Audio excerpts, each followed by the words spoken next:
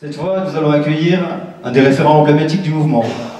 Il anime sans relâche son département depuis plusieurs années, par des rassemblements et un bulletin d'actualité locale du mouvement, entre autres. Je vous demande d'accueillir le référent de la Haute-Savoie, Patrick Garlati. J'ai une petite voix parce que, à force de faire des réunions, on finit par la perdre. Mais bon, je vais essayer de parler assez fort dans le micro pour que vous puissiez m'entendre.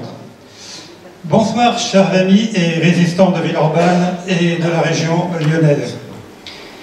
Je me présente, je suis Patrick Garlati, j'ai 74 ans et je suis référent de Haute-Savoie depuis 2021.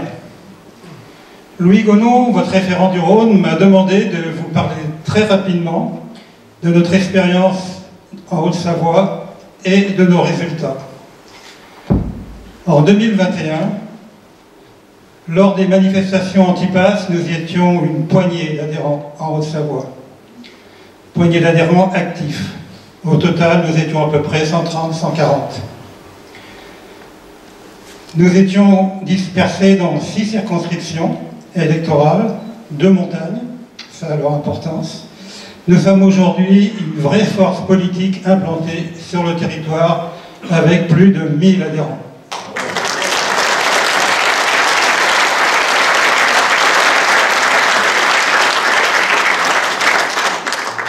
En juillet 2021, notre premier travail a été de nous fixer des objectifs à atteindre dans les 5 années à venir.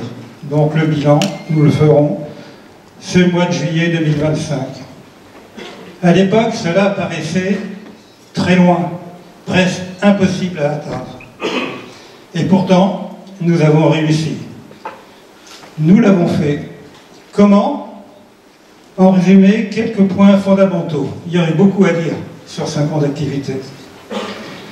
La première, c'est lorsqu'on ne se connaît pas, et lorsqu'on ne connaît pas les adhérents, il faut aller vers eux et se connaître, et tout faire pour que les patriotes puissent être ensemble. Alors, il convient d'organiser dans les territoires, et j'ai entendu que certains le faisaient, des réunions, des rencontres, des activités. Il faut insister car cela n'est pas si simple pour plein de raisons. Nous avons eu des moments où nous réalisions 6 rencontres par mois, une dans chaque circonscription. Nous essayons de tenir cette barre de réunion, mais ce n'est pas simple par rapport aux difficultés des gens que l'on voit de plus en plus nombreux en difficulté, et pourtant nous sommes en Haute-Savoie. Des moments de convivialité, de plaisir, de se rencontrer, de faire connaissance, d'échanger, échanger les coordonnées. Certains sont devenus amis depuis ce temps, de former des équipes pour coller, tracter. Certains ont parlé des élections européennes. Nous avons tenu tous les panneaux électoraux de la Haute-Savoie, 100% des panneaux.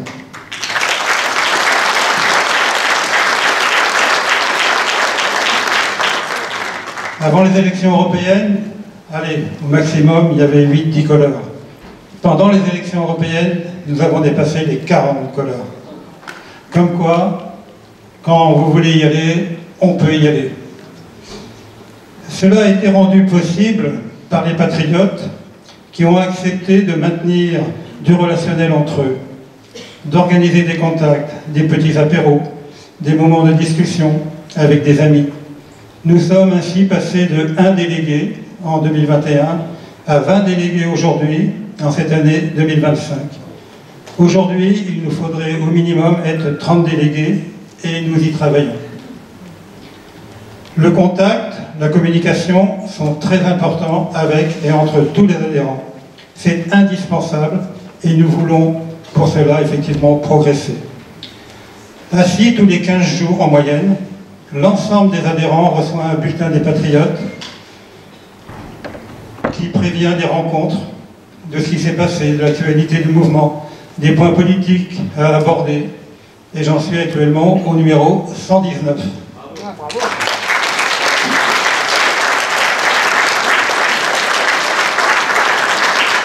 Les patriotes de Haute-Savoie sont présents aussi dans des associations ou collectifs. Les deux plus importantes, c'est l'association aux victimes des injections, dont beaucoup de patriotes participent, et dans le collectif pour la suppression des zones à forte contrainte, à Annecy. Le fait de siéger dans ces associations ou collectifs est important, parce que ça nous permet aussi non seulement d'accompagner des gens qui sont en difficulté ou qui ont des projets qui nous conviennent, mais aussi c'est se faire connaître et faire connaître nos propositions. Annecy, par exemple, tout le monde est acquis au fait que dans ce dossier des ZFE, on défend trois choses: les libertés, l'égalité, la fraternité entre les habitants. Et tout le monde a repris ces slogans.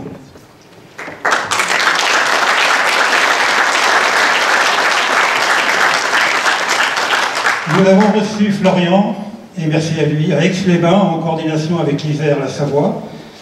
Nous étions 180 convives en 2022. Et récemment, le 1er février, à Thonon-les-Bains, où nous étions 400 participants à l'Université populaire avec les énergies, sur les énergies. Aujourd'hui, nous avons entre 1 et plusieurs adhérents, des patriotes dans 212 communes de Haute-Savoie sur les 277 du département, soit une couverture de 76,53% du département. Ça nous permet non pas d'aborder les municipales sereinement, parce que rien n'est serein, mais de pouvoir conforter notre travail avec tous les adhérents qui sont dans les communes.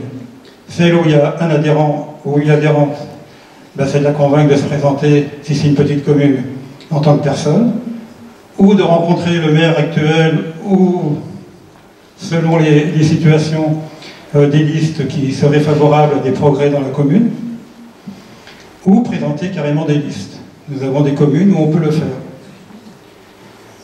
Mais c'est les adhérents eux-mêmes qui choisiront ces contextes. Cela nous donne de nombreuses possibilités d'avoir des élus en 2026, mais à condition de ne pas se mettre en retard, car les macronistes et les mondialistes sont déjà au boulot pour préserver leurs privilèges. Alors en conclusion, je m'adresse à vous toutes et à vous tous. Pourquoi ? Parce que j'ai interrogé les adhérents de Haute-Savoie et ils m'ont très majoritairement répondu qu'ils avaient adhéré aux Patriotes après avoir eu des écoutes vidéo de Florian Philippot. La question que je vous pose, c'est vous avez adhéré à quel moment et par qui vous avez adhéré? Je crois que Florian démontre qu'à travers les messages qu'il nous envoie, qu'il arrive à nous convaincre. Et pourtant, nous sommes tous des rebelles. Donc si Florian arrive à faire de sorte que les rebelles rentrent dans le rang des patriotes, ça veut dire que ces propos, il ne faut pas seulement les entendre, mais il faut les colporter à l'extérieur, aux voisins, à la famille, partout.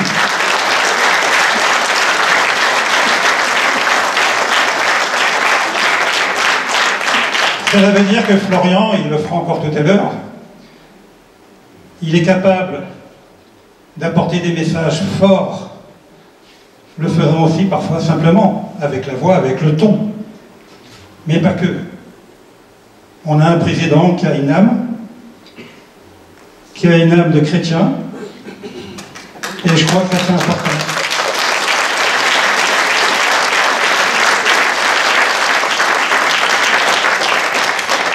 Alors nous ne sommes pas Florian, mais nous sommes capables de pouvoir répéter, et répéter, et encore répéter, à ceux qui entendent mal, à ceux qui ne veulent pas entendre, mais qui finiront par reconnaître un jour qu'on avait raison. Et c'est ce jour-là qui est important. En conclusion, en Haute-Savoie, nous allons enclencher un gros travail de connaissance et de partage de la charte des patriotes. Là, il y a un gros manque, je vous l'avoue. Mais on ne pouvait pas être au fer et au feu en même temps. Par contre, ce travail sur la charte, il est indispensable. Pratiquement 90% des adhérents de la Haute-Savoie ne connaissent pas le contenu de la charte des patriotes. Et ça doit nous interroger. Ça doit être aussi des thèmes de discussion dans les réunions. Au lieu de se préoccuper de Tartampion, de Jacques, de RN, de ci, de là, préoccupons-nous de ce qu'on défend, de ce qu'on doit défendre et vers quoi on tend. Et ça, c'est dans la charte. Donc je vous invite tous, en rentrant, d'aller sur Internet, de chercher la charte, de la lire, de voir ce que vous pouvez en tirer personnellement, mais aussi avec les autres, lors d'apéros, lors de discussions et en famille. N'ayez pas peur de le présenter, c'est l'avenir de nos petits-enfants, c'est l'avenir de nos enfants et c'est notre présent. Voilà, merci de votre écoute.